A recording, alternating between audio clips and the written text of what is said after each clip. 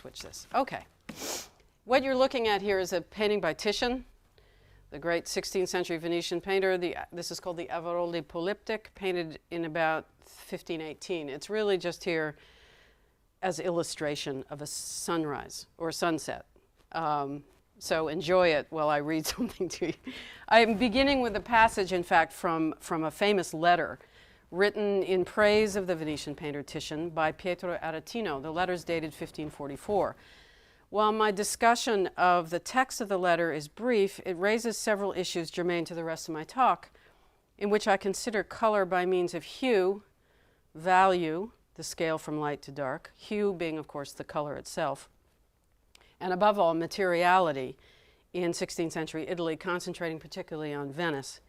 My intention is to create a starting point from which one might explore the reception of color in this period. I will also occasionally go back in time to the Middle Ages to trace changes as well as continuities.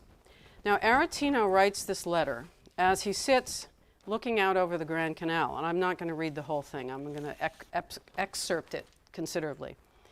Like a man who has begun to be bored with himself, not knowing what to do with his mind and his thoughts, I lifted my eyes to the sky, which never, since the day on which God created it, was adorned by such beautiful painting of lights and shades. Imagine also the wonder I felt at the sight of those great clouds, masses of condensed humidity, partly low and heavy on the roofs of the houses and partly in middle distance, so that the right of the scene was all a mixture of grays and blacks. I was amazed by the variety of colors revealed in those clouds. Those in the foreground were ablaze with the flames of the sun. Those farther off, less ignited, glowed with a subdued heat of red lead. Oh, with what beautiful strokes did nature's brush sweep back the atmosphere, clearing it away from the palaces in the way that Titian distances it in his landscapes.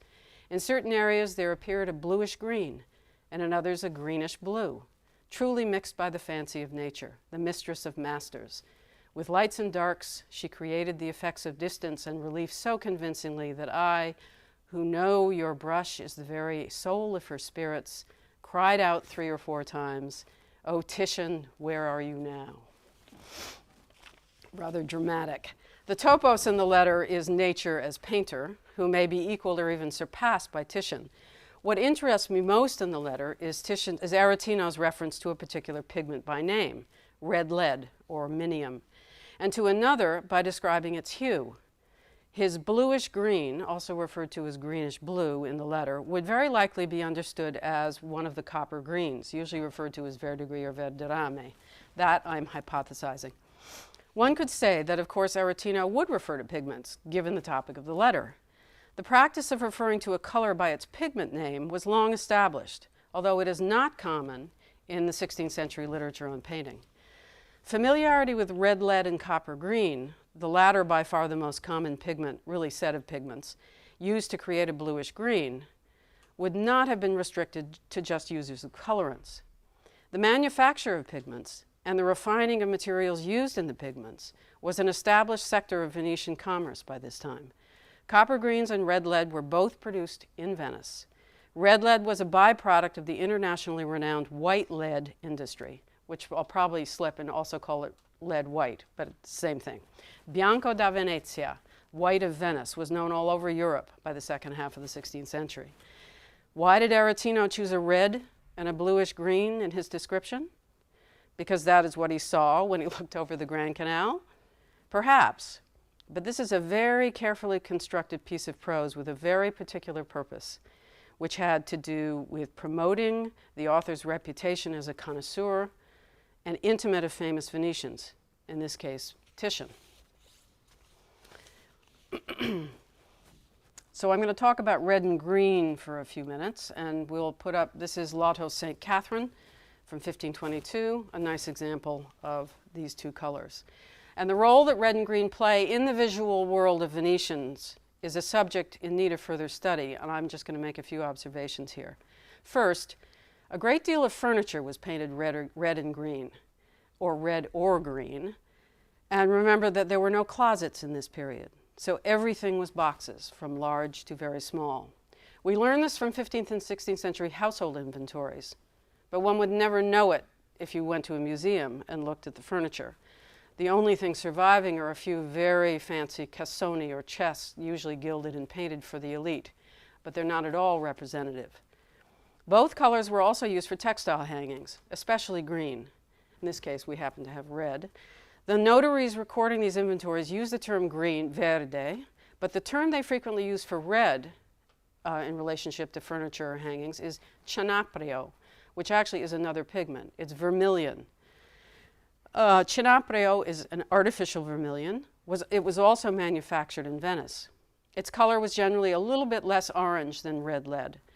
All of the commonly used red and green pigments, red lead, copper greens, and vermilion, would also have protected the wood against insect infestation. Secondly, red and green were popular hues for tinting varnish, a ubiquitous product used on virtually everything made of wood, including musical instruments. We know, for example, of a patent issued in later 16th century Venice for a new process for manufacturing green and red varnish for lutes. Third, red and green are complementary colors. Now, that's an anachronistic term, as there was no concept of the color wheel in the 16th century. That said, art historians are familiar with many instances where Renaissance painters deliberately juxtapose the two hues, as Lotto does here, thus intensifying their visual effect. And also the reverse, and I'll show you here Cima's Incredulity of St. Thomas, a large altarpiece in the National Gallery in London, dated to 1504.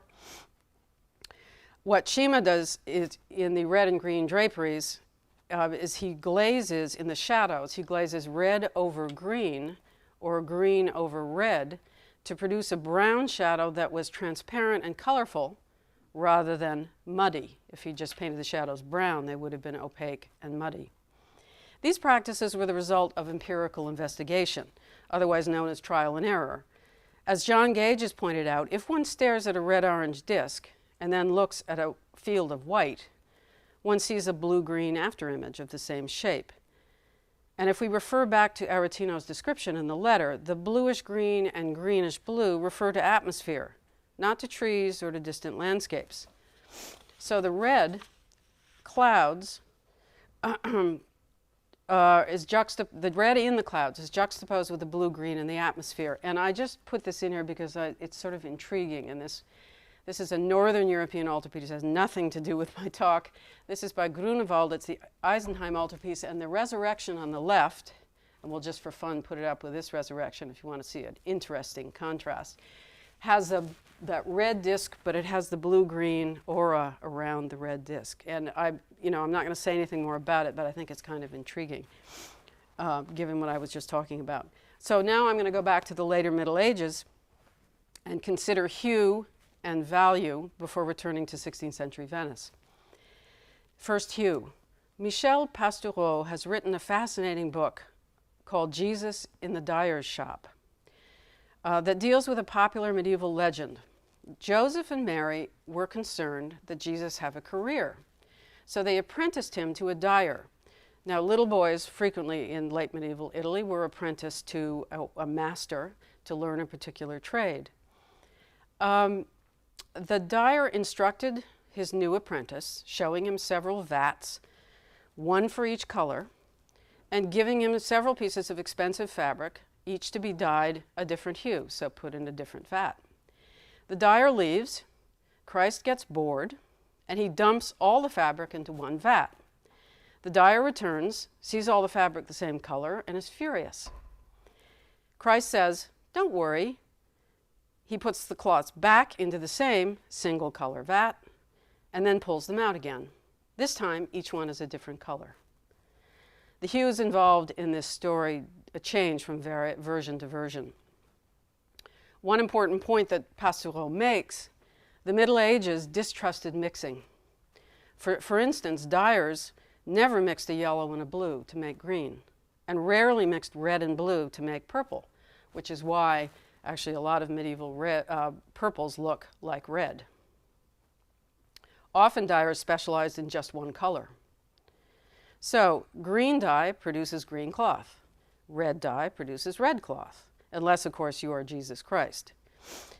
Until the end of the 15th century, if we switch to painting, And I'll put up a painting by a painter who, at the very end of the 14th century, into those early years of the 15th, but he's a very conservative painter, so he really fits. This is Lorenzo Monaco, Florentine. This is a detail of a dismembered altarpiece depicting Noah from about 1408. Now, 15th century, until the end of the 15th century, painters modeled by varying the same hue only, except when they deliberately changed the hues and the shadows. And I'll show you an example of that. But as you can see here, the shadow is darker blue. Then we go to medium blue. Then the highlight is a light blue. Pretty straightforward. Colore cangiante, or shot color, is the only time there's an exception to this. And if you look at the angels, why won't you move? Down at the bottom, right here, you see that the shadow is blue and the highlight is pink. So it's deliberately been changed. But Cennini, writing in about 1390, he does a treatise on how you paint, says that this kind of shot color, or colore cangiante, should be used only for angels.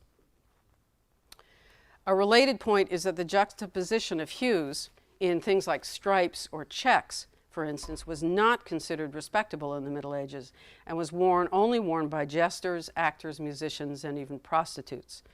So it would appear that hue was a pretty simple affair in the Middle Ages. But if one looks more closely, it actually wasn't. A hue had multivalent meanings in society. The colors worn by groups that society wanted to identify, Jews, for instance, varied a great deal. In general, what we know of symbolic meanings suggests that they were also varied. Green could mean spring, but it could also mean sickness. Yellow could signify evil. Judas is often depicted in yellow. But it was also the color worn by Jesus' earthly father Joseph and by St. Peter. And it was also the color of the sun. Coloration, let me show you one, let's see, I'll just show you that this is another version of the Coronation by Lorenzo Monaco. The first one I just showed you, this is the larger one done for a church in Florence in 1414. Coloration achieved in dyeing was tied not just to the desire for certain preconceived hues, red, green, and so on and so forth, but also to technical processes. Green dyes, for instance, were known to be unstable. It was also tied to varying costs and to the greater or lesser prestige of different fabrics which received the dye. And there were other characteristics of any given dyed color, such as luminosity or luster, that were dependent on the interrelationship of a hue, the dye, with the texture of a particular type of fabric. In painting, many pigments were minerals, and some of those could be very expensive, as you probably know, if, for instance, they came from very far away, like lapis lazuli, often also called ultramarine, which of course comes from oltre mare, meaning over the sea. That one comes all the way from present-day Afghanistan. On the other hand, organic pigments were much more used in manuscript painting because they were known to be subject to fading. So a hue was not just a hue. A yellow, for instance, could be a mineral, it could be a glass, or it could be a plant. And furthermore, hues were obtainable in different grades, especially the minerals, with different prices attached. And a different grades could be actually different hues. So it's fairly complicated. So the significance of color was not only determined by simple hues in the later Middle Ages, even if 16th century writers about painting preferred to regard it as a simpler, less sophisticated time. Now let's turn briefly to value. In the Middle Ages, even 21st century writers on art have claimed that all medieval painters and their patrons appreciated what they appreciated about color was through its value, that is, as bright as possible. We have already begun to see that perception of color was far from simple, however, and the generalization, the brighter the better, may be a bit too simple. Let's look at Noah again. Where did he go? There he is, by Lorenzo Monaco. So, if we look at this painting that uses the traditional three-bowl system summarized by Cennini, who writes about 1390, the common practice was to use the most brilliant hue, the most saturated, say blue in this case, for the shadow. Then the midtones and highlights were produced by adding white. The result was bright. There's no question. I don't simply comment that here that the pure hue was thought of as the shadow. That's something to think about, not the highlight. Now, as far as brilliance and brightness were concerned, they were especially associated with gold, which was this is a bit of a bleached out, this is Simone Martini's great Annunciation from 1333, painted for Siena Cathedral. Brilliance and brightness were always especially associated with gold, which was a material even more than it was a color. But it was also appreciated as more complex luminosity, such as that produced in fabrics with different weaves, using painstaking techniques involving paint and gold to simulate different fabrics, brocades, cut velvets, silks, and satins. And because it's a bit bleached out, this is actually a white and gold brocade. One of the reasons not to undervalue complexity in medieval appreciation of value and hue is because, again, Renaissance writers on art would like us to do just that. In order to underplay or even deny continuities in taste and practice between the two periods. So let us look now, we'll begin to look at the Renaissance. And we'll start just a bit with value. And we'll go to Leonardo da Vinci. This is his second version of the Virgin of the Rocks. Originally commissioned in 1483, this is the 1508 version. Perceptions of value, that is the scale from light to dark, do change, at least for some painters in the Renaissance. Leonardo is crucial here. He introduced the full value scale, in which shadows, where there is no light, are entirely black and without any color, and not that fully saturated version of a hue. His claim was that this is how we see. Not all painters adopted his approach, however. It was very influential, but not everybody was convinced. So I show you a Venetian painter, and the Venetians were some, at least at first, who were not at all convinced. This is Cima's Incredulity of St. Thomas again. Yet, all painters continue to model their forms, so value continued to be a crucial tool, especially as tonal modeling became an ever more valued technique to create an optically correct simulation of the real world, which arguably Renaissance painters do. Let me show you another Venetian painting. This is Giovanni Bellini's Venus with a Mirror, dating to, we think, after 1515. Really more to my point is to ask the question, what happened to hue in the Renaissance? Commentators of the period, especially in the 16th century, would have it that pure hue, pure colors, disappear as they are mixed in an endless variety of combinations, with the aim, we are told, of transforming simple hue into the complex colors of nature: hair, flesh, clouds, foliage, cloth, glass, etc. What disappears even more than hue are the pigments themselves as materials, again, according to writers on art. Let's look at what they say a little more closely. In doing so, we'll be emphasizing the 16th century and Venice, and focusing on passages where pigments are actually mentioned. These authors write that pigments are the means to an end. They are the raw materials that are entirely transformed by the painter's skill and knowledge. Note that some of these writers are also painters. Color is an essential element of painting, but as Ludovico Dolce wrote in 1557, I quote, "Let no one think that what gives coloring its effectiveness is the choice of a beautiful palette, such as fine lakes," lakes are usually red, "fine blues, fine greens, and so on. For these colors are just as beautiful without their being put to work. Rather, this effectiveness comes from knowing how to handle them in the proper way."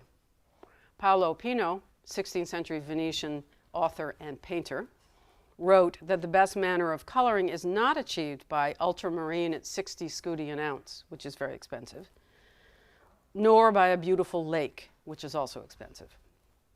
Vasari, the Florentine author and painter from the same century, objected to flashy and vivid colors and to a lack of relief that will make the picture look like a colored carpet or a handful of playing cards. And he compares such effects to music that is noisy, jarring, or hard. So it would seem that in the 16th century, splashing about bright unmixed hues of pigment, even if expensive and beautiful, was considered a cheap trick to impress the ignorant. Vasari criticizes a number of painters over this, even his own Florentine predecessor, Cosimo Rosselli, working in the Sistine Chapel, of all places. But he also criticizes Titian and Bellini, but even more Titian, for doing the same thing. Raffaele Borghini, in his treatise published in Florence in 1584, goes to great lengths to list pigments and how they're made and what binders they should be used with. But he separates his consideration of pigments from his consideration of color. When he discusses the significance of color in a separate section of the treatise, he writes that he selected a learned expert, quote, who had turned the pages of many books, end quote, because he, Borghini, was not interested in, quote, what the common people say about colors. Here, the true meaning of color joins the perception of color as an elite activity. Both Borghini and Dolce remind us that the colors to be appreciated are the endless number of secondary colors made from mixing pigments, not using them pure. Coloring takes its hue from the hues which nature paints. Pigments are to be mixed and modeled with softness, moderation, and decorum. We could probably give a whole talk on any one of those adjectives, but we're not going to do it now. Let me show you Titian's Gypsy Madonna from about 1510. Renaissance painters did increasingly mix colors. Hills and others have noted the rising popularity of lighter blues, violets, golds, and grays, just to name a few, all produced by mixing, and many, by the way, with the addition of lead white. And this all in the course of the late 15th and into the 16th century. If we look at dyeing in the 16th century, and in Venice in particular, we find a parallel. The same people who were buying pictures with this wide range of mixed colors and were wearing and decorating with silks produced in an almost endless variety of new colors. Blues, for example, which in 15th century Venice had been restricted to pure indigo, were available in a range of hues by the second half of the 16th century, many of them mixed dyes. To give you two examples, a light milky blue called slatato, from the word for milk, and a clear blue called fiordolino, or flax flower. Blues were now frequently mixed with red in the dye vat. One silk color was described as a deep blue color with a very little red, a beautiful and modern shade similar to the neck of a pigeon. Luca Mola, who wrote the book on the silk industry in Renaissance Venice, noted that it was in the field of variegated silks where there was the most experimentation.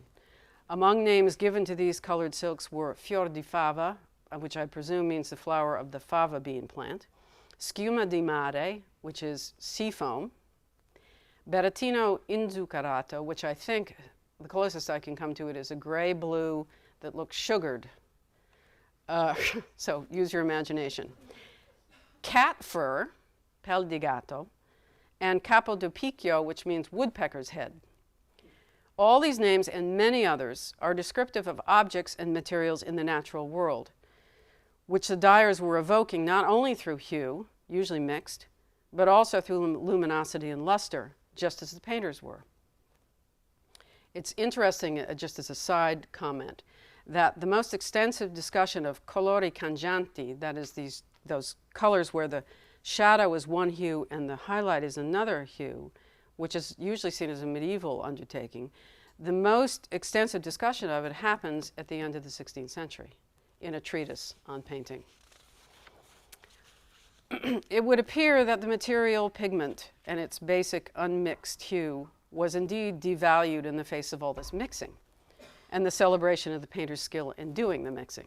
However, there's some evidence to the contrary, but one has to look beyond the written authorities. Back to our Cima. One of the reasons I keep showing you this is because this is in the National Gallery in London, and because it was in terrible condition, they were able to take a great many, unusually high number of paint samples from this picture. So they know a great deal about what pigments are in it.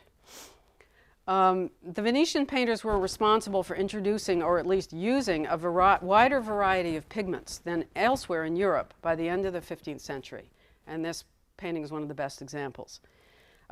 One example of this wider variety are the two sulfides of arsenic, orpiment, which is yellow, and realgar, which is orange. And St. Peter here is wearing probably a mixture of those two. The shadows here are glazed with a softwood tar to look a little bit browner, but it's a very intense color. It was Hills who first suggested that this taste for brilliant orange and yellow that appeared quite suddenly in Venice at the end of the 15th century originated not with painting but with ceramics. That is the taste for it. And here's just one example for you. Now, this is not to say that the ceramicists were using orpiment and realgar. They weren't in their glazes. But the taste, in fact, and if it may be that the ceramicists, or as we'll see in a minute, the color sellers where they would purchase pigments, suggested to the painters that if they wanted to get this vibrant orange that people were so enamored with, the best way to get it was to use orpiment and realgar. Now, the fact that they happen to both be poison, and Cennini warns about them back in the 1390s that they're very poisonous, didn't seem to bother anybody because all of a sudden they start appearing all over Venetian painting and spread from there. So it is, I think, it's a hypothesis, but I think it's certainly possible that both the ceramicists and the painters learned about the hues and the pigments used to produce them, whether a pigment for painting or a separate pigment for ceramics, that they learned about them in the shops of the specialist color sellers, the vendicolori. We know that these specialists, who existed only in Venice at this time, were selling to a wide range of artisans who used colorants, including ceramicists, glassmakers, dyers, book illustrators, and all kinds of painters. And we tend to look only at the easel paintings, right, on panel or canvas, but of course there were hundreds more painters doing masks and doing furniture and carriages and gondolas and all this other kinds of painting. Who better to recommend new substances and make connections between these artisan trades than the vendicolori? Furthermore, we know that artists and agents traveled to Venice to buy pigments, even when they were available locally. And we can hypothesize that price, quality, and variety all played a part, as did the presence of specialists not available elsewhere. And as I have noted elsewhere, a comparison of two Venetian inventories for these color sellers' shops, one dated 1534 and one dated 1594, show that a wider variety of hues, of pigments, and of different grades of pigments were available by the end of the century. And remember that a different grade of pigment can produce a different hue. So it's like selling different pigments. You may know that if you process ultramarine, for instance, when you first start the process, you get big particles of a very rich blue, but the more you work on the same batch of pigment, the paler and paler the particles are going to get, until they become what they call ultramarine ash, which is actually used. It's a very pale bluish gray.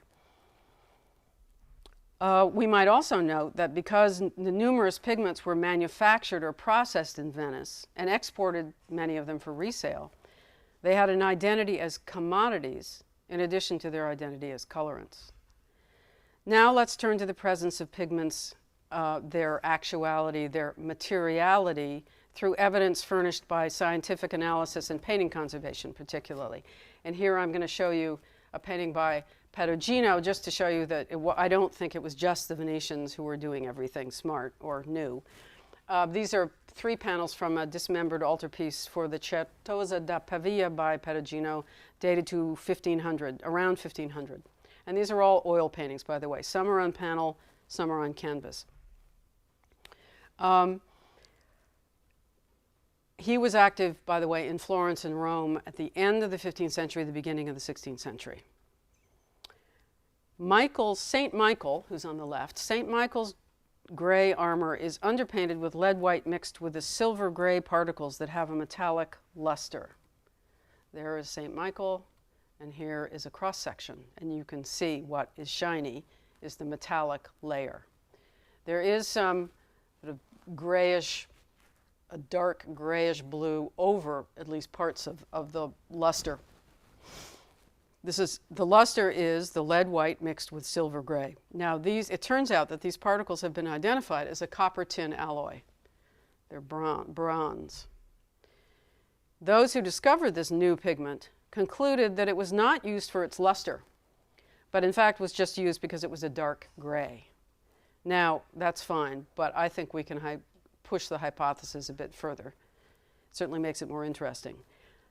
Perugino may have intended to glaze over that metallic layer, but in fact, so that at least some of that luster may have been intended to show through. But even if he didn't, he seems to be associating metal as substance, the copper tin alloy, with metal as pigment mixed with lead white and put on the surface, with the pictorial rendering of metal surfaces, the armor. Maybe why he thought of it to begin with. There's another painter in 1499 who used a different metallic pigment, a lead sulfide, mixed with lead white, for armor again, but he also used it for the blade of a sword. So the more evidence we're finding, the more this suggests that there is this association with metal objects being depicted. Another novelty appearing around this time was the addition of ground glass in pigments. And I'm showing you, I'm cheating a little bit here. This is a Lorenzo Lotto Virgin and Child with Two Saints in the Boston Museum of Fine Arts from the 1520s. And that's a cross-section from the Virgin sleeve. This is not one of the paintings. The red lake glaze is this rich layer on the top. I'm not sure that this painting has the ground glass, but the more they're analyzing these lake glazes, the more they're finding ground glass. And I wanted to show you a good picture of a glaze. Now, why make glass part of your pigment? Lead glass was especially effective as a dryer. Actually, so was silica glass. And when you're using glazes, they are mostly oil with a bit of pigment to give them color, but there's a lot of oil there, and if it's a thicker layer, you want it to dry, which is really the wrong word for oil, but we'll use it anyway. And so we're finding it more and more in these glazed over, these top glazes, often with lakes in them. A second reason, ground glass could give body to a paint, especially the more soluble lakes. Lakes are organic pigments that are derived from dyes. They don't have any body themselves, and if you want to be able to use them as a paint, you've got oil as the binder, but you may want to give it more body and make it a little more malleable with a brush. And there are many recipes for grinding up other materials besides glass to do this. Marble, for instance. I think it's reasonable to hypothesize that there may be a third reason. Ground glass particles might increase the luminosity of a color, or the painter thought that this might happen. And the whole point of glazes is luminosity. Now let me show you, well, back to the St. Catherine. The red sleeve, by the way, actually this glaze that we were just looking at, there are 3 layers of lead white mixed with vermilion. They're not all the same thickness, right? It's 1, 2, 3. And then this is the thick layer of red glaze over the top. The sleeve of Lotto St. Catherine is very similar. It happens to have layers of glaze, that some of which is made from Madder Lake and some from Kermes Lake, but there is also underneath, there is white, lead white mixed with vermilion. But what's interesting here, that mixed into the red lake glaze, is pure silica, sand, never found in a paint before. Pure silica is used in glass making, but it has no reflective qualities necessarily itself. It would, however, according to Barbara Berry, increase the transparency of the glazes and as a result, the luminosity of the color. Now let's look at, well, we'll leave St. Catherine on for a minute longer. Painters were clearly thinking creatively about the nature of the pigments they were using. their properties as materials, and the implications of those properties for their craft. In the interest of exploring the continued importance of materials in the 16th century, that a painting was not only the idea in the head of the artist, combined with the dexterity of his hand, let us consider the pigment lead white. The only white pigment used in easel painting until the 19th century. There was enough of a demand in Venice for this pigment, and also for export, to support specialized manufacturers by the 16th century. And of course, a large part of their business was export. I've already mentioned that white lead all over Europe was referred to as bianco da Venezia, white from Venice, and this even long after lead white was being produced locally. It still had that nickname. Now, as we've already seen, lead white was essential, and had been for centuries, to change the hue and value of a pigment color. This is Fra Angelico's deposition from the 1429, 1430 approximately, and you can see it in any place you look, the role of white in doing the modeling.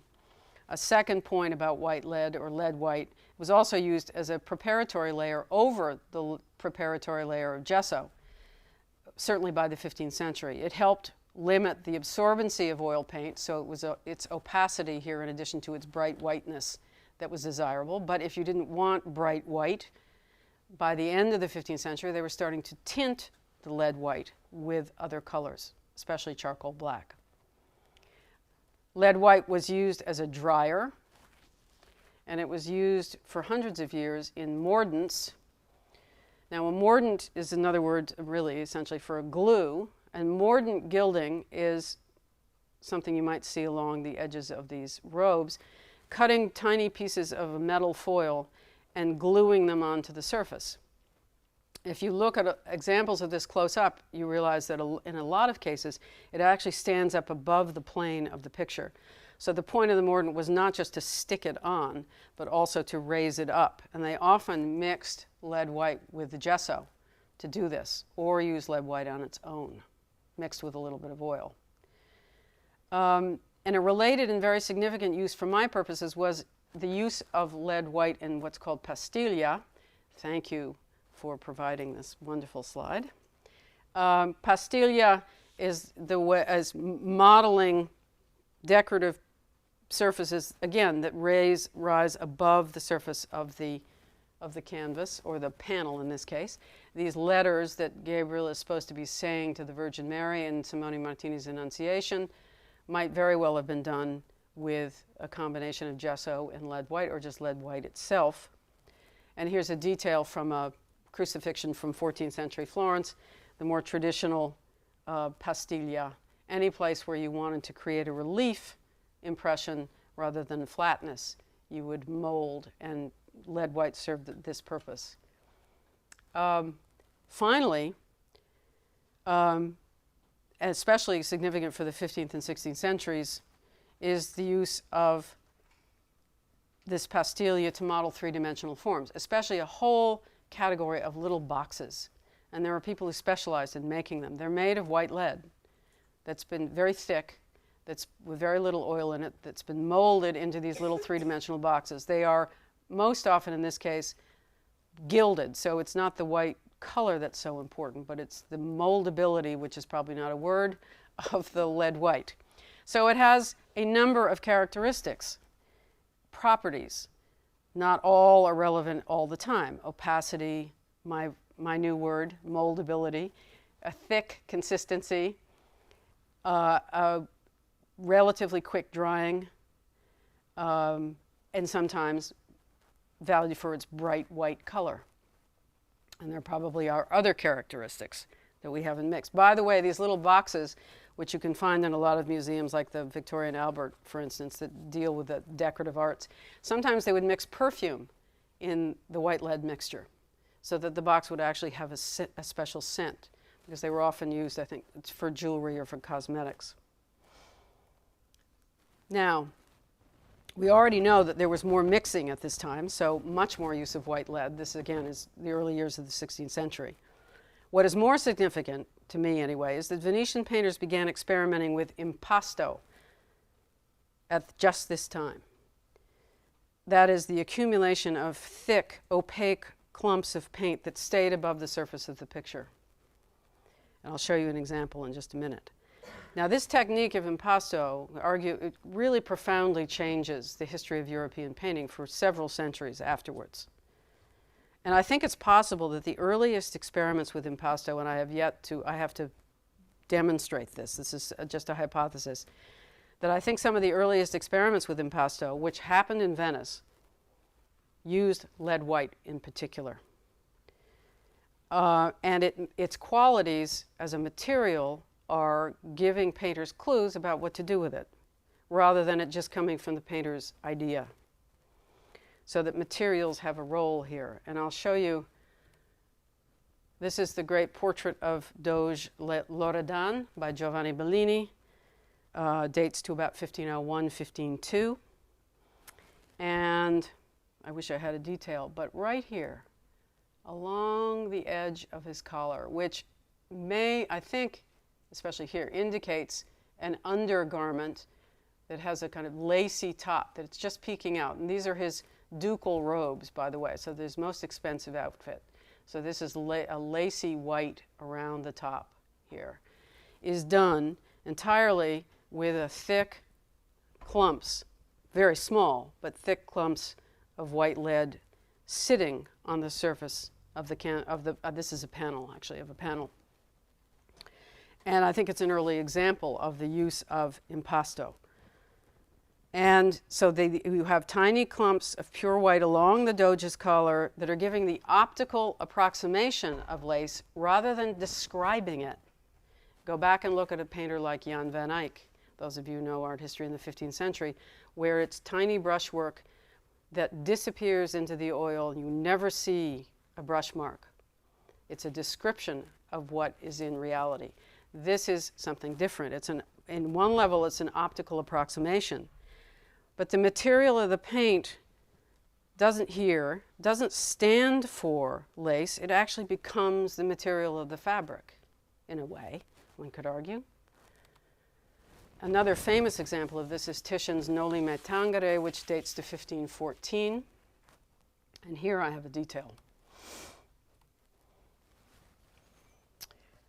And this is related to impasto, if not sort of a version of it. A stiff bristled brush loaded with a dry lead white, dry of course meaning less oil. And that's the thing about lead white, behaves very, very well even when it has less oil in it, because it's very smooth, it doesn't have any particles. You load your bristle brush with a dry lead white, and then you stroke it across the surface of the painting. Canvas, especially if there's a weave, would help, but you can also do this just with a panel that has gesso on it. And what you end up with is the impression of a sheer fabric, especially here. So instead of describing the presence of a transparent fabric, the paint sits in tiny streaks above the plane of the canvas. It doesn't just imitate a transparent fabric, it embodies it. Now, I could give other examples of this. If you look actually at this white, what's happening here with a more loaded and a more oily, if you will, white lead, the brush strokes now are becoming the folds of the fabric. They're determining the shapes. You just load the brush with white and you run it down in a direction, and that becomes the fabric. So impasto has a lot of different parts to it. I'll show you one more example, not with fabric, but with fur. This is Sebastiano del Piombo's portrait of a woman from about 1512, possibly painted after he left Venice for Rome. And if you look at the fur, the ends of the fur as it sticks out over the fabric here, you see that this was created by, again, using that dry brush and scraping it across the surface to create the fur, the particles, as it were, of the fur. My insistence on the importance of the materials and materiality of color should, if anything, increase our admiration for Venetian painters of the 16th century. But their apologists were a bit too intent in raising the status of the profession, or at least its most famous practitioners, by insisting that it was all about the painter and not about the materials. Consider the presence in 16th century Venice of specialist experts who dealt in pigments as a local, regional, and international business. Consider the manufacture of pigments and the processing of pigments in their role, as it were, as commodities. And then consider, and this is something we haven't talked about, the compilation and production of specialized treatises on topics such as metallurgy and dyeing, many published in Venice. Treatises based on a new respect for and observation of the nature and behavior of materials, which of course is going to lead us eventually to the modern science of chemistry, among other things. There are several ways, then, in which people would have appreciated color as material in 16th century Venice, and the more widely we look, the more evidence we are likely to find. And that's it. Thank you very much.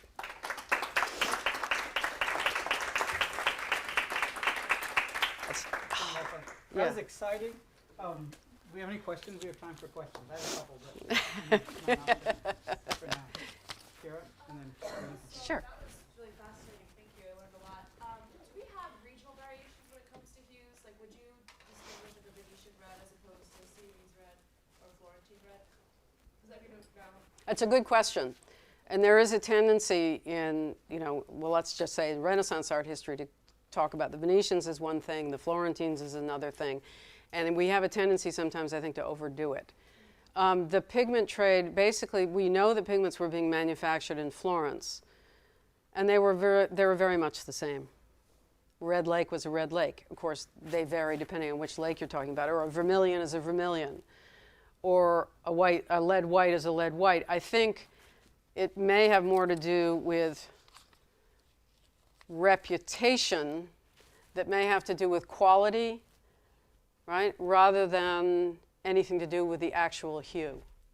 This is tough. These are tough things to prove, as it were. But I think it had more to do with that, and maybe just sheer volume. Venice was shipping out more of the stuff than anybody else, but it was probably exactly the same in terms of color, right, as all the other places that were producing it. Yeah. I was curious as to why medieval painters distrusted mixing. It's a good question, and the best thing I can tell you is, I don't know if you've ever looked at his books, but Michel Pastoureau is a French historian who started out working on medieval heraldry, coats of arms and things, so he got really interested in the meaning of colors in heraldry. And then he started branching off, and he's written basically a kind of social history of color in the Middle Ages. It's absolutely fascinating work. He has since come out with a book called Blue, a book called Black, and a book called Green. And they're all based on the Middle Ages. They're a little tricky. When you start trying to apply what he's saying to painting, it gets a little bit tricky. But he certainly sort of opened up a new way of looking at color, which is really important. So I'd recommend that you read him, because I can't really answer that question. he has a book on stripes, too. Yeah. Like a devil's cloth or something. Right. Which I think speaks to... And the Jesus at the Dyer Shop is fascinating. Unfortunately, it hasn't been translated. It's one of the few that hasn't. It may have by now, because he's become so famous. It's in French, but they're all available. So if pigments were essentially the same in terms of color from Florence to Venice, why go through all the... That's a good question. I think I think there may be a lot of reasons. One may be price. We have records of the members of Titian and his son both acting as agents for the King of Spain, who wanted to buy pigments. He orders it all the way from Venice to be shipped to Spain. Now, why would you do that? And these courts were concerned about price. So it might have to do with price. It certainly might have to do with Venice having a reputation for quality. It might have to do with Venice having a reputation for more choices, a wider variety. All of these things probably play into it. And reputation is a slippery thing to figure out. But it's interesting to contemplate that we all tend to hear, especially if you're involved in art history at all, Venice is famous for its color. And that's always been associated with the painters. But in fact, Venice is famous for color, I think, for a lot of other reasons, and the color sellers being one of the main reasons. Then you start getting into, okay, why? It may just be because there were specialists there. They obviously knew more than anyone else because there were so many of them. The rest of Europe, you go to an apothecary who's also selling string, ink, herbs, medicine, and what does he know about pigments? So I think there are a lot of different reasons, and it's hard to answer. Yes? So, in a way, this is all about supply and demand. And so I think part of what you're telling us, if I understand it, is that we shouldn't understand the artist, it all being driven by the artist. That it's partly driven by the supply because these things are available. I suppose it's also driven by the patrons. They want some Sure. different kind of art. So, but why? It's sort of the same question. Why do these colors? Why are they doing more research? Why are they developing more colors? What's the demand? What's pushing them? Is this partly a byproduct of some other process they're doing? I think there's another thing besides the patrons, the painters, et cetera. I think it's also the materials themselves. If you have a manufacturing center, as well as the specialists who are selling these for a living, it seems to me that you're going to have more people who are curious about what the properties of the materials are and how to use them. I mean, maybe sometimes the motivation is simply I want to save money, but maybe there are other motivations. But I think and this is of course hypothetical, if you put all of those together, including the properties of the materials themselves, then you have a situation which encourages a lot more experimentation. And it's definitely the case if you have a concentration of people doing the same thing. Exactly. I think isn't that what happened with glass production? Mm-hmm. Absolutely. It happens earlier. But certainly by the 14th century, Venice is a center for glass production. And one of the reasons it becomes so important is because so much glass had been imported, luxury glass had been imported from places like Syria and Mamluk Egypt and Mamluk Syria. The Venetian glassmakers started imitating it. And they were so successful at it that 100, 150 years later, they were importing glass back to Mamluk Syria, or by then Ottoman Syria, and the glass industry had crashed because they couldn't compete with what was coming from Venice. So they took the whole business, copied it, turned it around, and sold it back again. But it was that concentration of the industry. It was also the fact that the government was subsidizing the glass industry. They protected it in all sorts of different ways. They ensured the importation of raw materials. They tried to keep the artisans from taking off and going to other centers with their knowledge. Didn't work very well.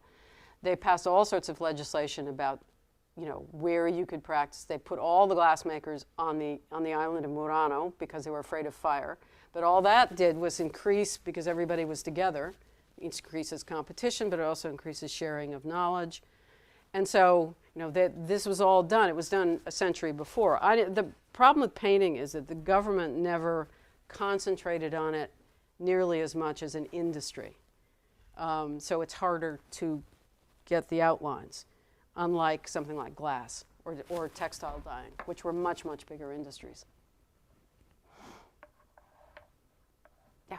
Do you find that you discovered that a lot of the knowledge that you're interested in is very discreetly in other disciplines, like history or chemistry, or do you feel like you're struggling with that a little bit in terms, and that is art history very a particularly closed view of what materials can and can't do when it comes to painters' manipulation of it? I think it has been in the past, but I think it's opened up tremendously in the last, I don't know, want to put a date on it, but let's say the last 10 years. Been a couple of volumes now on materiality. These You know, the decorative arts have stopped being, you know, the minor arts and are now, it's material culture has really changed things. And so it's a much more exciting time. I don't, in a sense, I suppose if you took the long view, I don't think art history is anymore. It may have taken art historians longer, but I think every discipline has that issue about it's not just protecting your own field, but if I as an art historian go into economic history, you know, I'm a dilettante and I have to be careful, not to mention chemistry, which I never even took in high school, so I'm really ignorant. But with economic history, for instance, it's sort of ironic. When I was in high school and college, there were two courses that I absolutely hated, or I avoided chemistry like the plague. I was terrified of it, never took it. Economics, I finally took in college. I took one course and I got a D, okay? And the only D I ever got in my life. I passed, because luckily I was taking it pass-fail. And let this be a lesson to you, because what do I end up doing? Economic history and chemistry, along with art history. So you never know what's going to happen.